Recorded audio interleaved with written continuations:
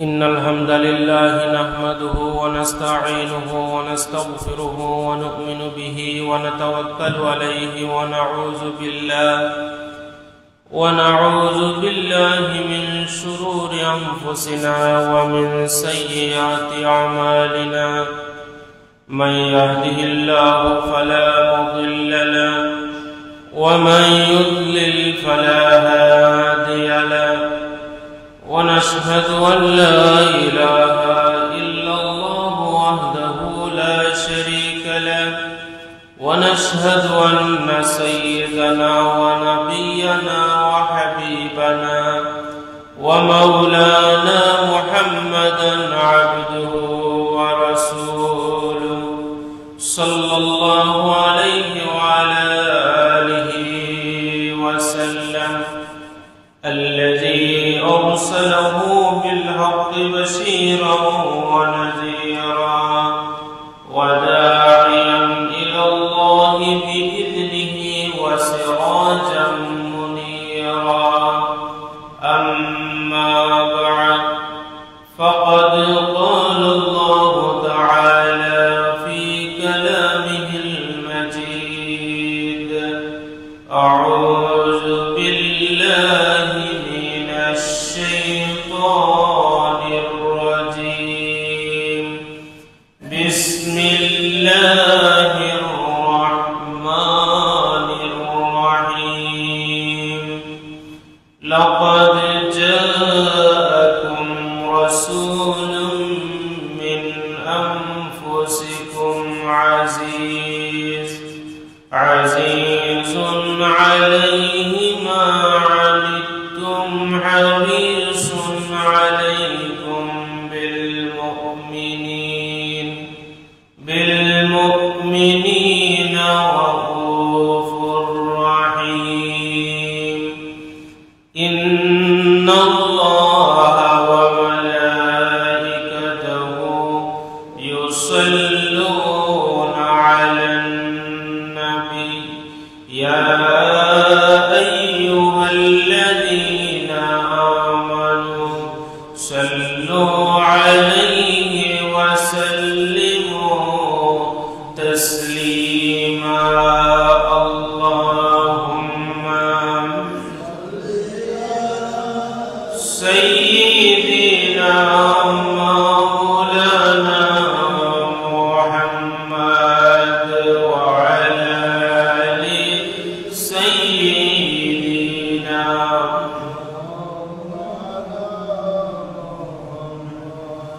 محمد سيد الكونين والثقلين والفريقين من عرب ومن عجم اللهم سيدنا مولانا محمد وعلى آل سيدنا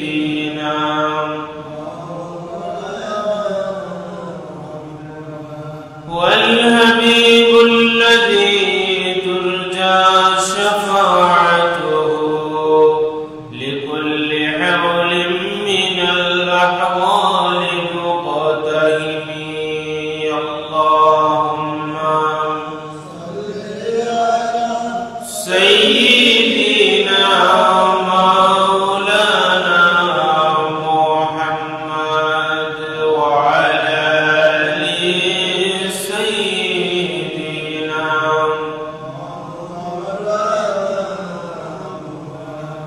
بلغ العلا بكماله كشف الدجى بجماله حسنت جميع خصاله صلوا عليه إن الريح الصبا يوما إلى أرض الحرم بلغ سلامي روضة فيها النبي المحترم بلغ العلا بكماله كشف الدجى بجماله حسنت جميع خصاله صلوا عليه وآله সম্মানিত মুসল্লিয়ান মহান আল্লাহ রাব্বুল আলামিনের দরবারে প্রাণ খুলে শুকরিয়া আদায় করছি যে আল্লাহ রাব্বুল আলামিন আমাকে আপনাকে মাহে রবিউল আউয়ালের দ্বিতীয় শুক্রবার আল্লাহ রাব্বুল আলামিনের খানায়ে কাবার টুকরা মসজিদে এসে বসার তৌফিক দান করেছেন। আমরা সকলে অন্তরের অন্তঃস্থল থেকে শ্রদ্ধা ভক্তির সাথে কালিমাতুশ শুকর উচ্চারণ করে বলছি আলহামদুলিল্লাহ। আমাদের পক্ষ থেকে লক্ষ কোটি দুরূদ এবং সালামের হাদিয়া প্রেরণ করছি রাহমাতুল লিল আলামিন শাফিউল মুজনিবিন সাইয়্যিদুস সাকালাইন নবিয়ুল হারামাইন ইমামুল কিবলাতাইন জাদ্দুল হাসান ওয়াল হুসাইন মাওলানা হাবিবিনা সাইয়্যিদিনা মুহাম্মদুর রাসূলুল্লাহ সাল্লাল্লাহু আলাইহি ওয়াসাল্লামের পবিত্র জান্নাতি কদম মুবারকে। সম্মানিত মুসল্লিয়ান ইকরাম, এই মাস রাসূল করিম সাল্লাল্লাহু আলাইহি ওয়াসাল্লাম এই পৃথিবীতে তাশরীফ আনার মাস।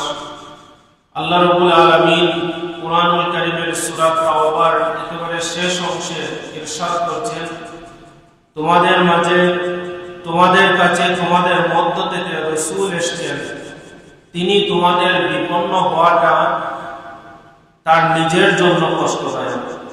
আল্লাহ রাব্বুল আলামিন বলছেন আমরা বিপন্ন হওয়া এটা নবীর জন্য কষ্টদায়ক।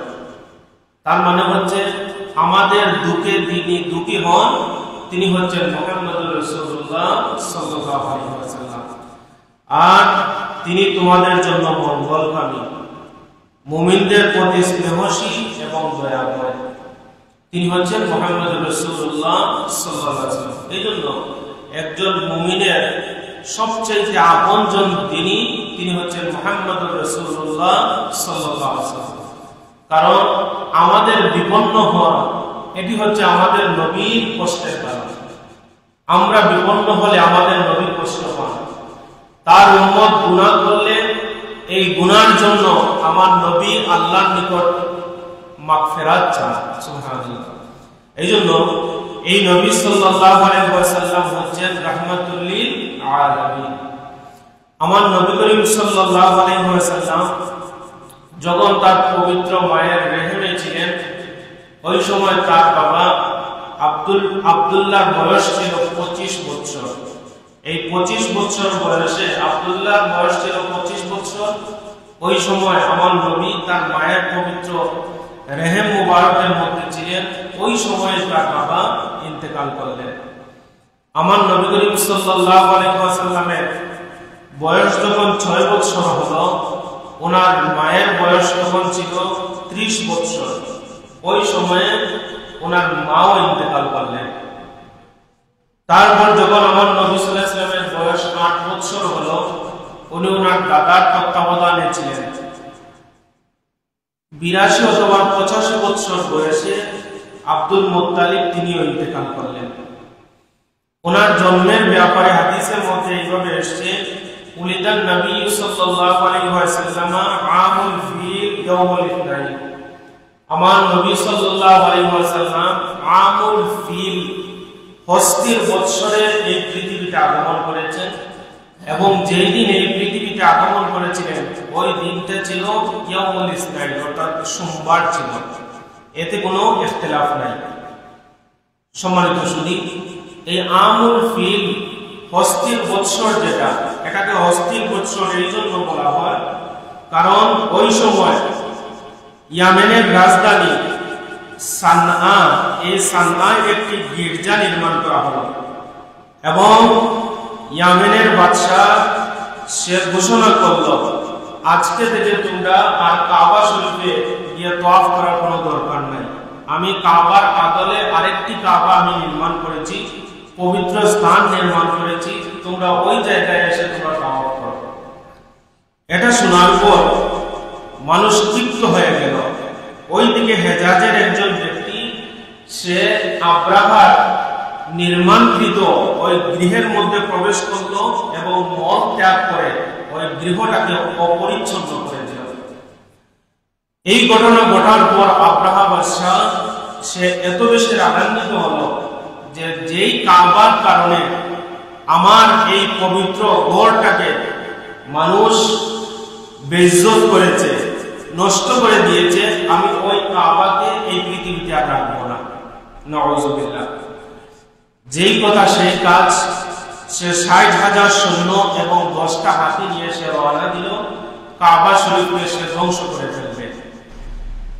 আল্লাহ রাব্বুল আলামিনের পক্ষ থেকে তৈবান আবাবিল, যাকে যাকে পাখি আল্লাহ রাব্বুল আলামিন পাঠালেন।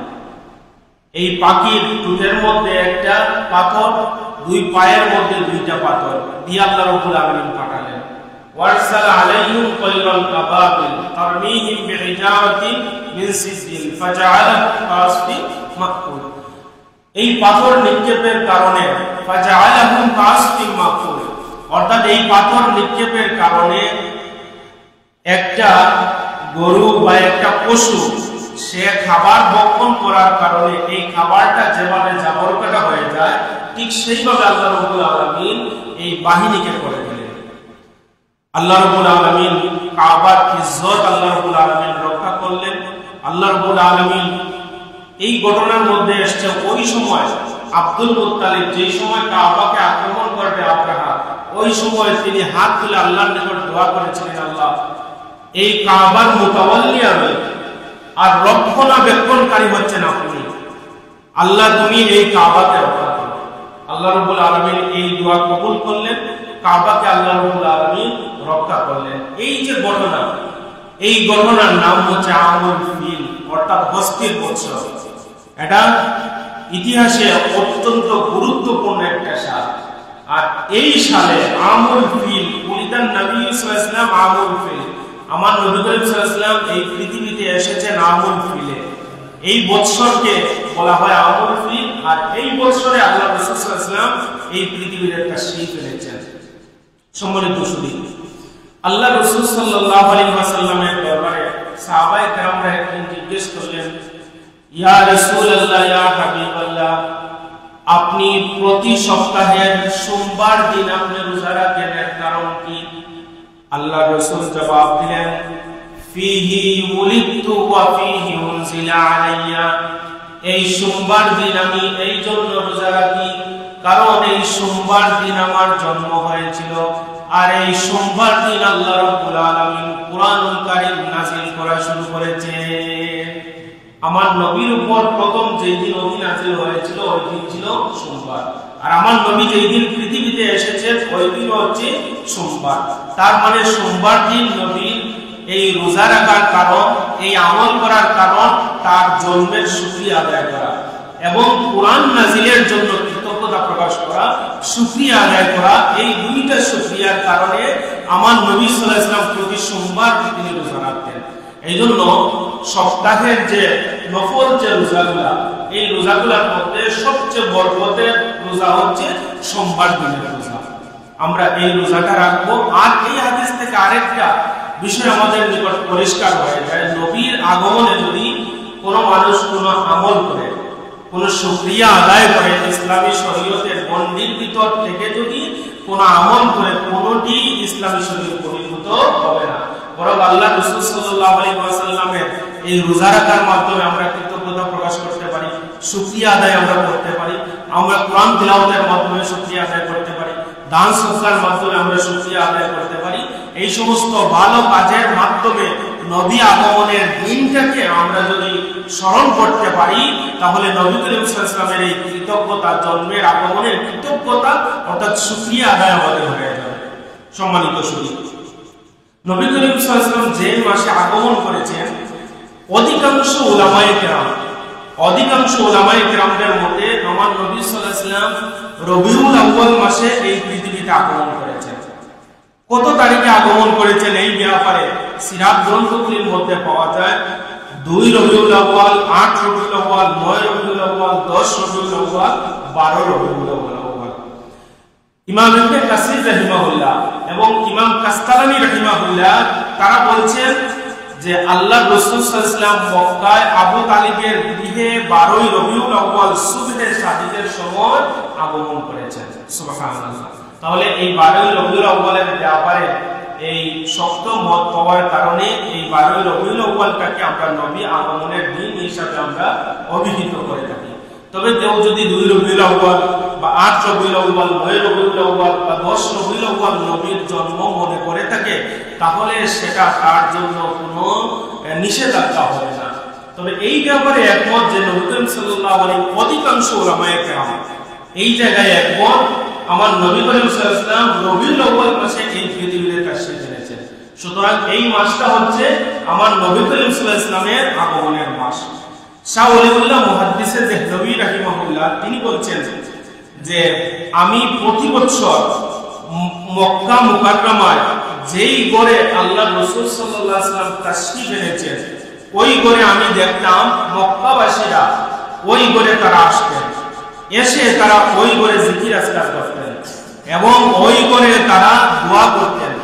এই দোয়া এবং জিকির আজকারের কারণ ছিল যে আল্লাহ রাসূল সাল্লাল্লাহু আলাইহি ওয়াসাল্লামের আগমনের দিনে যেন আল্লাহ রাব্বুল আলামিন বরকত দান করেন, এটা মক্কাবাসীর একটা আমল ছিল। আর এই যে জায়গাটা, এই জায়গা হারাম শরীফ থেকে পূর্ব দিকে বাবু সালাম থেকে যদি আপনি বের হন, তাহলে কিছু দূর যাওয়ার পর টিলার উপর এই জায়গায় আমার নবী করিম সাল্লাল্লাহু আলাইহি ওয়াসাল্লামের আগমনের যে ঘর, যেই ঘরে আমার নবী সাল্লাল্লাহু আলাইহি ওয়াসাল্লাম জন্মগ্রহণ করেছিলেন ওই ঘরটা অবস্থিত। সুবহানাল্লাহ। অর্থাৎ আমার নবীর আগমনের ঘর, যেই ঘরে আমার নবী তাশরীফ এনেছিলেন, জন্মগ্রহণ করেছিলেন। আর এই ব্যাপারে আব্দুল্লাহ মুহাদ্দিসে দেহলভী রাহমাতুল্লাহ আলাইহি এই কওলটা হচ্ছে সর্বজন স্বীকৃত কওল, যে মদিনাবাসী মক্কাবাসীদের একটা আমল ছিল যে নবী আগমনের দিন তারা ওই ঘরে আসতেন, জিকির আজকার করতেন, দোয়া করতেন, নবী আগমনের শুকরিয়া আদায় করতেন। সম্মানিত সুধী, আমার নবী করিম সাল্লাল্লাহু আলাইহি ওয়াসাল্লাম এই পৃথিবীতে তাশরীফ এনেছিলেন খতনাকৃত অবস্থায়। এই পৃথিবীতে যত নবী রাসূলকে আল্লাহ পাঠিয়েছেন, সব নবী রাসূলকে আল্লাহ রাব্বুল আলামিন খতনা করা অবস্থায় পাঠিয়েছেন। বুখারী শরীফের একটি হাদিসের মধ্যে এসেছে আল ফিতরাতু খামসুন, নবীদের সুন্নাত হচ্ছে 5টা। এক নম্বর হচ্ছে আল খিতান, অর্থাৎ খতনা করা অবস্থায় আল্লাহ রাব্বুল আলামিন দুনিয়াতে পাঠান, এটা হচ্ছে নবীদের সুন্নাত। এজন্য মুসলমানদের জন্য খতনা আদায় করা হচ্ছে সুন্নাত। ওয়াল ইস্তিহদাদ, এবং নাভির নিচের লোম কাটা, ওয়া নাকফুল ইবিল, বগলের লোম উপরে ফেলা, ওয়া কাসসু শারেব, গোঁফ ছোট করে রাখা, ওয়া তাকলিমুল আসফার, এবং নখ ছোট করে রাখা। এই 5টা হচ্ছে নবীদের সুন্নাত। যদি কেউ আদায় করে তাহলে নবীদের সুন্নাত আদায় হয়ে যায়। সুবহানাল্লাহ। সম্মানিত সুধী, এরপর আমার নবী করিম সাল্লাল্লাহু আলাইহি ওয়াসাল্লামের যখন 7ম দিন হলো, তখন ওনার নাম রাখলেন ওনার দাদা আব্দুল মুত্তালিব। তারপর আরব দেশের একটা নিয়ম ছিল যে জন্মের পর, সেই সময় আরবের একটা নিয়ম ছিল যে জন্মের পর ওই শিশুকে অন্য কোনো দাত্রী মায়ের নিকট প্রেরণ করা হতো। আমার নবী করিম সাল্লাল্লাহু আলাইহি ওয়াসাল্লামকে একজন দাত্রী মাতার নিকট প্রেরণ করা হয়েছিল। তিনি হচ্ছেন সৌভাগ্যবতী মহিলা হালিমাতুস সাদিয়া রাদিয়াল্লাহু তাআলা আনহা। ওনার ঘরে তিনি ছিলেন প্রায় 6 বছর তিনি অবস্থান করেছিলেন সেই জায়গায়। এই 6 বছর থাকা অবস্থায় শেষ দিকে একদিন হালিমাতুস সাদিয়া দেখেন নবী করিম সাল্লাল্লাহু আলাইহি ওয়াসাল্লাম মাঠে মেষ চড়ানোর জন্য গিয়েছিলেন, আর 2 জন ফেরেশতা এসে রাসূল কারীম সাল্লাল্লাহু আলাইহি ওয়াসাল্লামের এই বক্ষটা বিদীর্ণ করে তার কল্পটাকে বের করে জমজম পানি দিয়ে দৌত করে আবার ওই জায়গায় রেখে দিয়েছিলেন। সুবহানাল্লাহ। এজন্য আল্লাহ রাব্বুল আলামিন কোরআনুল কারীমের সূরা ইনশিরাহ মধ্যে ইরশাদ করেছেন, আলাম নাশরাহ লাকা সাদরাক, হে আমার নবী, আমি কি আপনার বক্ষটাকে প্রশস্ত করে দেই নাই? সুবহানাল্লাহ। এইভাবে আমার নবী করিম সাল্লাল্লাহু আলাইহি ওয়াসাল্লামের বক্ষকে মোট 4 বার বিদীর্ণ করা হয়েছিল। 6 বছর বয়সে একবার, 10 বছর বয়সে একবার, আর হচ্ছে যেই রজনীতে আমার নবী করিম সাল্লাল্লাহু আলাইহি ওয়াসাল্লাম মেরাজে গিয়েছিলেন ওই রজনীতে যাওয়ার প্রাক্কালে, আর আমার নবী করিম সাল্লাল্লাহু আলাইহি ওয়াসাল্লামের উপর যেই দিন কুরআনুল কারীম নাযিল হয়েছিল তার পূর্বে এইভাবে বক্ষ বিদীর্ণ করা হয়েছিল। তার কারণ ছিল যে কুরআন এত পাওয়ারফুল কুরআন, এই কুরআন যাতে আমার নবী গ্রহণ করতে পারেন, কোনো অসুবিধা না হয় তার জন্য মেরাজ এত লম্বা সফর, এই সফরে যাতে আমার নবীর শারীরিক কোনো সমস্যা না হয় সেই জন্য, আর শিশুকালে এই জন্য দেওয়া হয়েছিল আমার নবীর মধ্যে যেন শিশু সুলভ কোনো আচরণ না থাকে। সুবহানাল্লাহ। এই জন্য আমার নবীর কাছ থেকে একটা মানুষ কোনোদিন মিথ্যা কথা শুনে নাই। সুবহানাল্লাহ। এই যে প্রোটেকশন, এটা আল্লাহ রাব্বুল আলামিনের পক্ষ থেকে আমার নবীকে দেওয়া হয়েছিল। সুবহানাল্লাহ। সম্মানিত শুনি, আমার নবী করিম সাল্লাল্লাহু আলাইহি ওয়াসাল্লাম যেই রজনীতে তার বাবা থেকে তার মায়ের পবিত্র রেহেমের মধ্যে এসেছিলেন, ওই রজনীটা ছিল জুমার রজনী, রজব মাস। জুমার রজনী রজব মাসে আমার নবী করিম সাল্লাল্লাহু আলাইহি ওয়াসাল্লাম তার পবিত্র মায়ের রেহেমে তিনি তাশরীফ নিয়েছিলেন। আল্লাহ রাব্বুল আলামিন ওই রজনীতে বলেছিলেন যে জান্নাতুল ফেরদাউসের সব দরজাগুলো খুলে দাও। সুবহানাল্লাহ। কেন? এই দিন আমার নবী তার মায়ের পবিত্র গর্ভের মধ্যে তিনি স্থানান্তরিত হয়েছিলেন। যেই রজনীতে স্থানান্তরিত হয়েছিলেন, ওই রজনীর পূর্বের ইতিহাস যদি দেখা যায়, সিরাত গ্রন্থের মধ্যে দেখা যায় যে এর পূর্বে কুরাইশদের মধ্যে প্রচন্ড দুর্ভিক্ষ ছিল। নবী করিম সাল্লাল্লাহু আলাইহি ওয়াসাল্লাম তাশরীফ এনেছেন, আল্লাহ রাব্বুল আলামিন তার বরকতে সবুজ শ্যামলে পরিণত করে দিয়েছিলেন গোটা পৃথিবী। সুবহানাল্লাহ। আমার নবী করিম সাল্লাল্লাহু আলাইহি ওয়াসাল্লাম যখন তার মায়ের গর্ভের মধ্যে এসেছিলেন, হযরত আমেনা বলছেন, একজন সাধারণ মহিলা গর্ভবতী হওয়ার পর যে সমস্ত অসুবিধা পরিলক্ষিত হয়, এই সন্তান আমার গর্ভে আসার পর আমি ওই কোন রকম অসুবিধা আমি পাই নাই। সুতরাং নবীদের আগমনই সব সময় কি থাকে? আলাদা থাকে।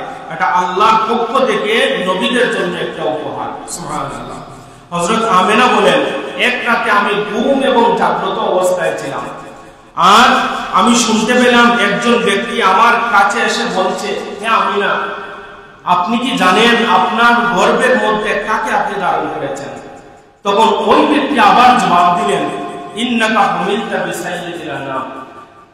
হে আমিনা, আপনি আপনার গর্ভের মধ্যে যাকে ধারণ করেছেন তিনি হচ্ছেন সাইয়্যিদুল আনাম, এই পৃথিবীর সমস্ত মানুষের সরদার, রাহমাতুল লিল আলামিন মুহাম্মদুর রাসূলুল্লাহ সাল্লাল্লাহু আলাইহি ওয়াসাল্লাম। সাইয়্যিদুনা হযরত ইবনে আব্বাস রাহিমাহুল্লাহ তিনি বলছেন যে যেই রজনীতে, যেই দিন আমার নবী করিম সাল্লাল্লাহু আলাইহি ওয়াসাল্লাম এই পৃথিবীতে তাশরীফ এনেছিলেন, ওই দিন কুরাইশদের চতুষ্পদ জন্তুগুলো, তারা একটা জন্তু অপর জন্তুর সাথে কথা বলেছিল, আর তারা সুসংবাদ দিয়েছিল দয়াল নবী এই পৃথিবীতে তাশরীফ এনেছেন। ওই রজনীতে যেই দিন আমার নবী তাশরীফ এনেছিলেন, ওই সময় সমস্ত সম্রাটের সিংহাসন অটোমেটিক উপর হয়ে পড়ে গিয়েছিল। সুবহানাল্লাহ। কারণ নবী তাশরীফ এনেছেন এই জায়গায় পৃথিবীর কোন সম্রাটের সাম্রাজ্য টিকে থাকতে পারে না। পৃথিবীর পূর্ব প্রান্তের জন্তু পশ্চিম প্রান্তে যায়, গিয়ে তারা সুসংবাদ দেয় যে এই পৃথিবীতে রাহমাতুল লিল আলামিন আগমন করেছেন।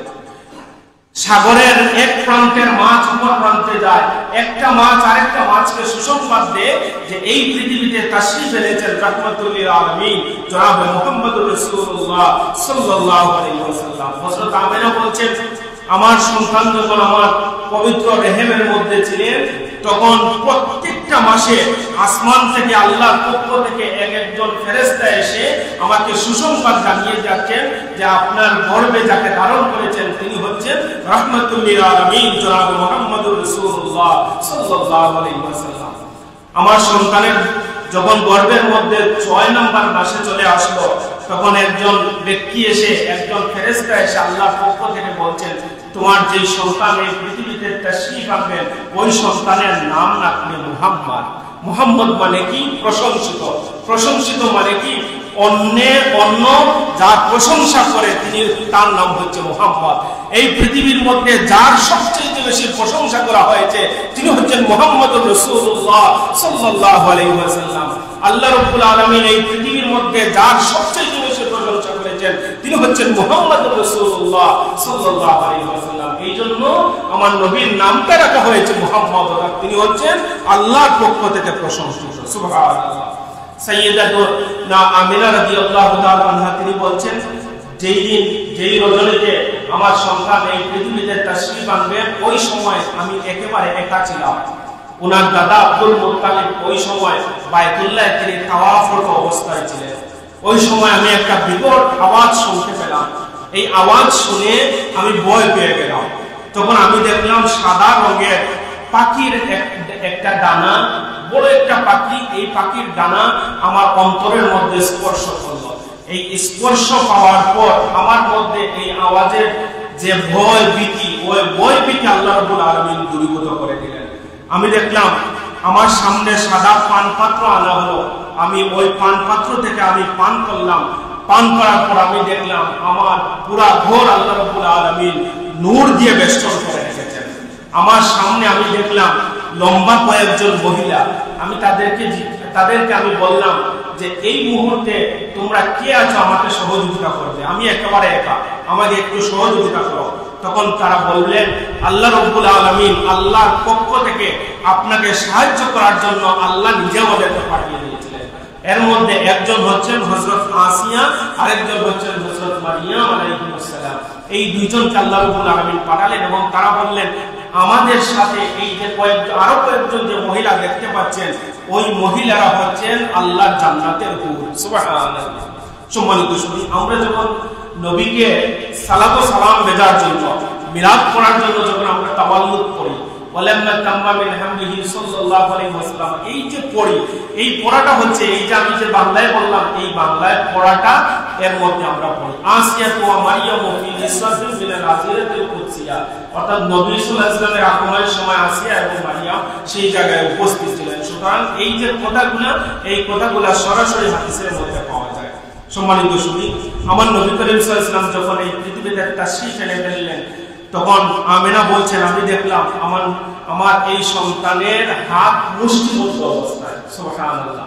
এবং আমি এটা বুঝতে পারলাম যে আমার সন্তান মুষ্টিবদ্ধ অবস্থায় তিনি তাসবিহ পাঠ করতেছেন। সুবহানাল্লাহ। উম্মে আয়মান সাফিয়া তিনি বর্ণনা করছেন আমি ওই সময় গিয়ে দেখলাম, যেই সময় আল্লাহ রাসূল সাল্লাল্লাহু আলাইহি ওয়াসাল্লামের জন্ম হয়ে গিয়েছে, আমি ওই সময় ঘরের মধ্যে আমি প্রবেশ করলাম। প্রবেশ করে দেখলাম এই ঘরটা অন্ধকার, সন্তান জন্মগ্রহণের কারণে আল্লাহ রাব্বুল আলামিন এই ঘরটাকে আলোকিত করে দিয়েছেন। আমি দেখলাম আকাশের নক্ষত্রগুলি অবনত হয়ে গিয়ে এই ঘরের মধ্যে এসে হাত ছাড়িয়ে দিচ্ছে। সুবহানাল্লাহ। সম্মানিত মুসল্লিয়ানে কেরাম, এই জন্য মুসনাদে আহমদের একটা হাদিস আপনাদেরকে গত সপ্তাহে বলেছিলাম। ওই সময় হযরত আমেনা রাদিয়াল্লাহু তাআলা আনহা বলেছেন আমি দেখলাম আমার কাছ থেকে এমন একটা নূর প্রকাশিত হয়ে গিয়েছে, যেই নূরের আলোয় শাম দেশের প্রাসাদগুলো সুস্পষ্টভাবে দেখা যাচ্ছে। সুবহানাল্লাহ। তিনি হচ্ছেন আমাদের নবী মুহাম্মদ রাসূলুল্লাহ সাল্লাল্লাহু আলাইহি ওয়াসাল্লাম। আমার নবী সাল্লাল্লাহু আলাইহি ওয়াসাল্লামের জন্মের পর আল্লাহ রাসূল সাল্লাল্লাহু আলাইহি ওয়াসাল্লামের দাদা আব্দুল মুত্তালিব তার জন্য আকিকার ব্যবস্থা করলেন। এটা হচ্ছে সুন্নাত আদায় করা। আকিকা হাদিসের মধ্যে এইভাবে এসেছে যে আক্কা আন নাফসিহি বাদা নবুওয়া, তার জন্মের পর, এই হাদিসটা একটু মনোযোগ দিয়ে শুনবেন, যে আল্লাহ রাসূল সাল্লাল্লাহু আলাইহি ওয়াসাল্লামের জন্মের পর 7ম বছরে তার দাদা আব্দুল মুত্তালিব, 7ম দিনে অথবা 7ম বছরে কোন জায়গায় এসেছে যে তার দাদা আব্দুল মুত্তালিব তার জন্য আকিকা করলেন। নবী করিম সাল্লাল্লাহু আলাইহি ওয়াসাল্লামের যুহরে নবুয়তের পর তিনি নিজে তার আকিকা আবার করেছেন। এখন প্রশ্ন হচ্ছে একজন মানুষের জন্য কয়বার আকিকা করতে হয়? একবার আকিকা করতে হয়। নবী করিম সাল্লাল্লাহু আলাইহি ওয়াসাল্লামের একবার আকিকা তার দাদা আব্দুল মুত্তালিব করেছেন। পরে আবার যুহরে নবুয়তের পর নবী করিম সাল্লাল্লাহু আলাইহি ওয়াসাল্লাম আবার কেন তার আকিকা করলেন? তার মানে হচ্ছে প্রথমটা আব্দুল মুত্তালিব তার আকিকার জন্য আকিকা করেছেন, আর দ্বিতীয়বার নবী যে আকিকা করেছেন সেটি হচ্ছে তার জন্মের জন্য শুকরিয়া আদায় করা। আকিকার মাসআলা কি? অর্থাৎ কুরবানির যে মাসআলা, দুই ভাগ, আপনি এক ভাগ আত্মীয়স্বজন, এক ভাগ দরিদ্র, এক ভাগ নিজে খেতে পারবেন। তার মানে হচ্ছে যে এই যে সিস্টেমটা, এই জন্মের যে সিস্টেমটা, খাওয়ানোর সিস্টেমটা, সেটি নবী করিম সাল্লাল্লাহু আলাইহি ওয়াসাল্লামের এই হাদিস থেকে পাওয়া যায়। অর্থাৎ শুকরিয়া আদায় করে যদি কোনো কিছু খাওয়ানো হয় সেটাও ইসলামী শরীয়ত বহির্ভূত হবে না, বরং জন্মের জন্য সেটা শুকরিয়া আদায় হয়ে যাবে। এই হাদিসের উপর আমল করে যদি আমরা নবী করিম সাল্লাল্লাহু আলাইহি ওয়াসাল্লামের জন্মের শুকরিয়া আদায় করে কোনো দান করে থাকি, বা যদি আমরা কাউকে কোনো কিছু খাওয়াই, ওই কোনো কিছুই ইসলামী শরীয়ত বহির্ভূত হবে না, বরং নবী করিম সাল্লাল্লাহু আলাইহি ওয়াসাল্লামের এই খাওয়ানোর আমল আমাদের হয়ে যাবে। আল্লাহ যেন আমাদের তৌফিক দান করেন, আমরা সবাই বলি আমিন। নবী করিম সাল্লাল্লাহু আলাইহি ওয়াসাল্লামের প্রত্যেকটা জিনিস উম্মতের জন্য বরকতের বিষয়। নবী করিম সাল্লাল্লাহু আলাইহি ওয়াসাল্লামের চুল মুবারক উম্মতের জন্য বরকতের বিষয়। এমন সাহাবায়ে কেরামরা আছেন, তারা আল্লাহ রাসূল সাল্লাল্লাহু আলাইহি ওয়াসাল্লামের চুল মুবারক সংগ্রহে রাখতেন, মারা যাওয়ার পূর্বে তারা বলতেন, এই চুল মুবারক আমার কফিনের মধ্যে রেখে দিও, আমাকে যখন কিয়ামতের ময়দানে হাজির করা হবে আমি বলবো আমার নবী করিম সাল্লাল্লাহু আলাইহি ওয়াসাল্লামের একটা চুল মুবারক আমার নিকট রয়েছে, এর ওসিলায় আল্লাহ তুমি আমাকে মাফ করে দাও। নবী করিম সাল্লাল্লাহু আলাইহি ওয়াসাল্লামের থুতু মুবারক সাহাবায়ে কেরামরা তাদের চেহারার মধ্যে মালিশ করতেন। হাদিস সাক্ষী, নবী করিম সাল্লাল্লাহু আলাইহি ওয়াসাল্লামের থুতু মুবারক থেকে মেশক আম্বরের চাইতে আরো বেশি সুঘ্রাণ বাহির হতো। সুবহানাল্লাহ।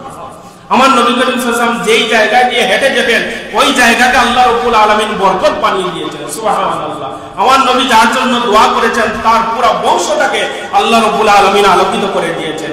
যেই রজনীতে আগমন করেছেন ইমাম কাসতালানী রাহিমাহুল্লাহ তিনি বলছেন, যেই রজনীতে তিনি আগমন করেছেন ওই রজনী হচ্ছে লাইলাতুল কদরের চাইতে আল্লাহর নিকট আরো বেশি সম্মানিত। সুবহানাল্লাহ। কে বলছেন? আমার কথা নয়, ইমাম কাসতালানী রাহিমাহুল্লাহ তিনি বলছেন এই লাইলাতুল কদর আমরা পেতাম না, লাইলাতুল বরাত আমরা পেতাম না, রমজান আমরা পেতাম না, কোরআন আমরা পেতাম না যদি এই নবী তাশরীফ আনতেন না। সুতরাং এই নবীর তাশরীফ আগমনের রজনী ওই লাইলাতুল কদরের চাইতে আল্লাহর নিকট আরো বেশি সম্মানিত। সুবহানাল্লাহ।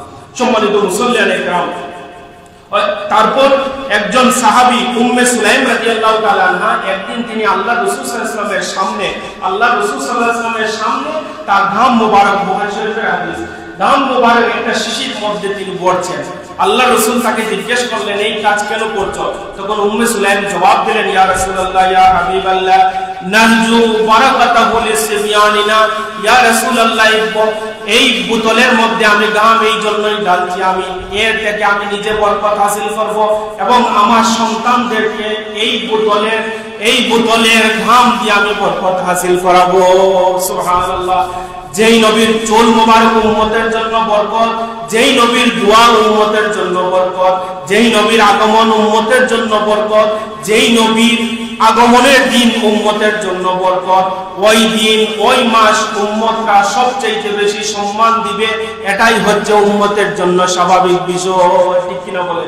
উম্মতরা তো এমনিতেই, এটা তো আর কোরআন হাদিসের দলিল এত বেশি দেওয়ার দরকার নাই যে উম্মতরা নবী আগমনের দিনটাকে তারা খুশি উদযাপন করবে, তারা বিভিন্ন নাম দিয়ে এই দিনটাকে উদযাপন করবে, এটা একটা স্বাভাবিক বিষয়। এই জন্য বেশি কোরআন হাদিসের দলিল ঘাটাঘাটি করার কোনো দরকার নাই। সম্মানিত শরীফ, বুখারী শরীফের মধ্যে আরেকটি হাদিস এসেছে, হযরত উরওয়া তিনি বলেন আল্লাহ রাসূল সাল্লাল্লাহু আবু লাহাবের একজন দাসী, তার নাম ছিল সুয়াইবা। আবু লাহাবের দাসী, তার নাম ছিল সুয়াইবা। যখন আল্লাহ রাসূল সাল্লাল্লাহু আলাইহি ওয়াসাল্লামের জন্ম হওয়ার পর আবু লাহাব তিনি তার দাসীকে দুই আঙ্গুলি দিয়ে ইশারা করে বললেন, তোমাকে আজকে থেকে আমি মুক্ত করে দিলাম। আবু লাহাবের মৃত্যু হয়ে গেল অমুসলিম অবস্থায়। ইবনে আব্বাস রাদিয়াল্লাহু তাআলা আনহু তিনি একদিন রাতে আবু লাহাবকে স্বপ্নে দেখলেন, জিজ্ঞেস করলেন তোমার অবস্থা কি? তিনি বলেন আমার অবস্থা ভয়াবহ অবস্থা, তবে আমার বাতিজা যেই দিন জন্মগ্রহণ করেছে ওই দিন আমি একটা দাসীকে দুই আঙ্গুলি দিয়ে ইশারা দিয়ে আমি মুক্ত করে দিয়েছিলাম, এই কারণে আল্লাহ রাব্বুল আলামিন প্রতি সোমবার আমার এই দুইটা আঙ্গুলের মধ্যে পানি দেন, এই পানি চুষার পর আমি কিছুটা শান্তি পাই। সুবহানাল্লাহ। সুতরাং একজন অমুসলিম ব্যক্তি যার জন্য জাহান্নাম ওয়াজিব, সে যদি নবীর জন্মে খুশি হওয়ার কারণে আল্লাহ যদি এই উপহার দেন, তাহলে মুমিনরা যদি তার নবীর জন্মের জন্য খুশি হয়, তার নবীর জন্মে আলোচনা করে, তার নবীর জন্মে ইসলামী শরীয়তের গণ্ডির ভিতর থেকে যত আলোচনা করে, এই আলোচনায় আমরা যতটা না খুশি হব তার চেয়ে বেশি হবেন খুশি আমার আল্লাহ রাব্বুল আলামিন। কারণ আল্লাহ রাব্বুল আলামিন এই পৃথিবীর যত আলোচনা আছে সব আলোচনার মধ্যে সবচেয়ে বেশি পছন্দ করেন আমার নবী করিম সাল্লাল্লাহু আলাইহি ওয়াসাল্লামের আলোচনা। সুবহানাল্লাহ। কারণ নবীর আলোচনা করে আল্লাহ খুশি হন, এই জন্য আল্লাহ খুশি করার সবচেয়ে বড় মাধ্যম হচ্ছে কুল ইন কুনতুম তুহিব্বুনাল্লাহ ফাত্তাবিউনি ইউহিব্বুকুমুল্লাহ। নবীর অনুসরণ, নবীর ইত্তেবা, নবীর মহব্বত, এর মাধ্যমে আল্লাহর মহব্বত, আল্লাহর ইত্তেবা হয়ে যায়। সুবহানাল্লাহ।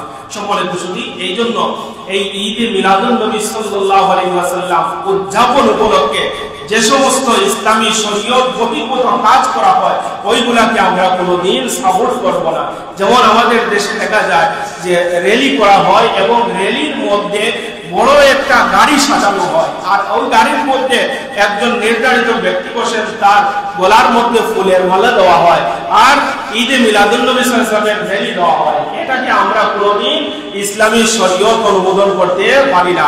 ইসলামী শরীয়ত এটা অনুমোদন করে না। কারণ নবীর র্যালি যখন হবে, নবীর আলোচনা যখন করা হবে, তখন পৃথিবীর কোনো মানুষের আর সম্মান থাকতে পারে না, সবাই এক কাতারে দাঁড়িয়ে যাবে।